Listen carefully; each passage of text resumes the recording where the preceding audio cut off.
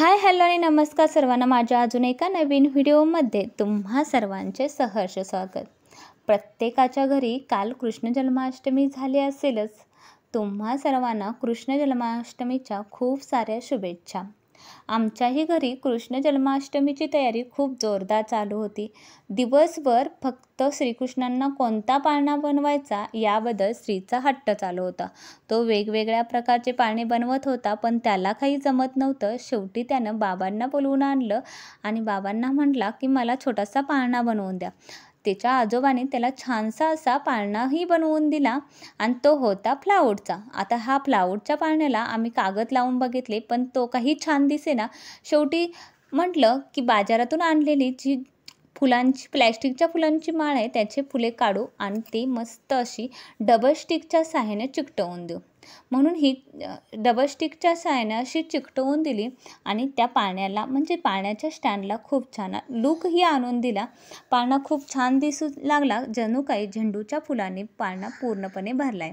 इतक्यात बाबाही घरी आले। बाबांनी येताना बॉक्स आणला होता, त्या बॉक्सला छान असं पाळण्याचा आकार द्यायला सुरुवात झाली। सुईच्या साहाय्याने होल पाडून त्यामध्ये दोरा टोवला गेला आणि छानसं पाळण्याला आकार दिला। हा पाळणा आता स्टँडला बांधून घ्यायचा होता आणि त्यामध्ये मऊ मखमली असं कापडही ठेवायचं होतं। वेल्वेटचं असं मऊ मखमली अशी गुलाबी कलरची, कारण येलो कलरला गुलाबी कलर छान उठून दिसेल म्हणून गुलाबी कलरचं मखमली असं छानसं वस्त्र त्यामध्ये अंथरून दिलं आणि त्यामध्ये कानाला ठेवायचं होतं।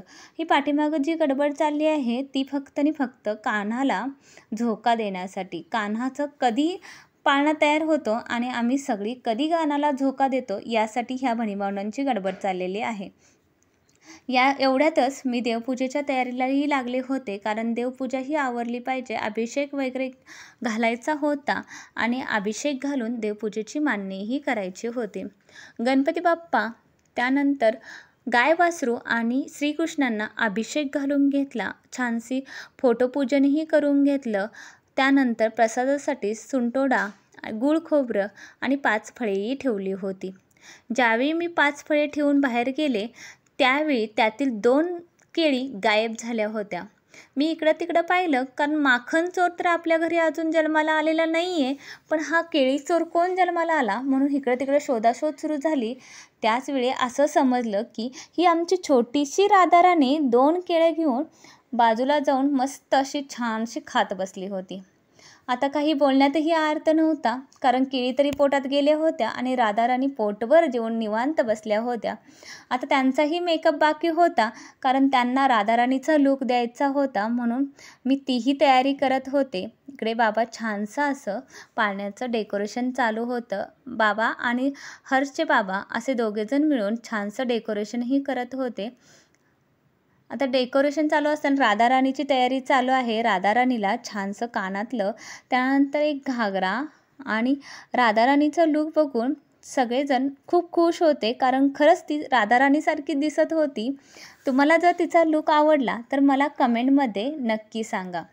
पूजेची तयारी ही छान प्रकारे झाली होती आणि सगळेजण थांबले होते, ते म्हणजे कधी एकदा 11:15 वाजतायत आणि आपण बाळकृष्णांना पाळण्यामध्ये ठेवतो। कारण ह्या छोट्याशा स्त्रीला गडबड होती की मी पाळणा हलवणार, कारण पाळणा हलवण्याचे जे काही सुख असतं ते लहान मुलांना वेगळंच असतं। त्यांना पाळणा म्हणजे खूप वेगळंच वाटत असतं।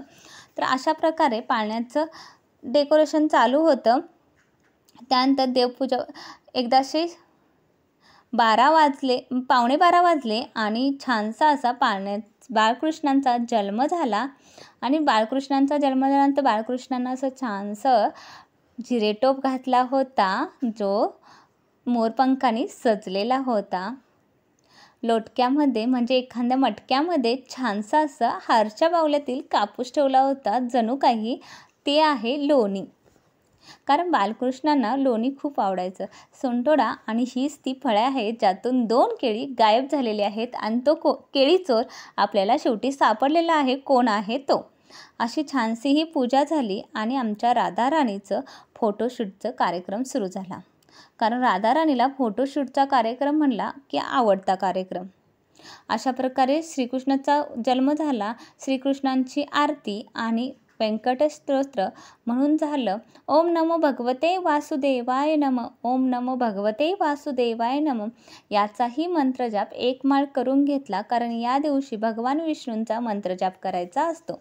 आणि ही राधाराणी तुम्हाला कशी वाटते, हिचं फोटोशूट तुम्हाला कसं वाटलं आणि आजची ही पूजा तुम्हाला कशी वाटली कमेंटमध्ये नक्की सांगा. राधाराणी आवडली असेल तर एक लाईक करायला विसरू नका. श्री स्वामी समर्थ. जय जय स्वामी समर्थ. राधे राधे.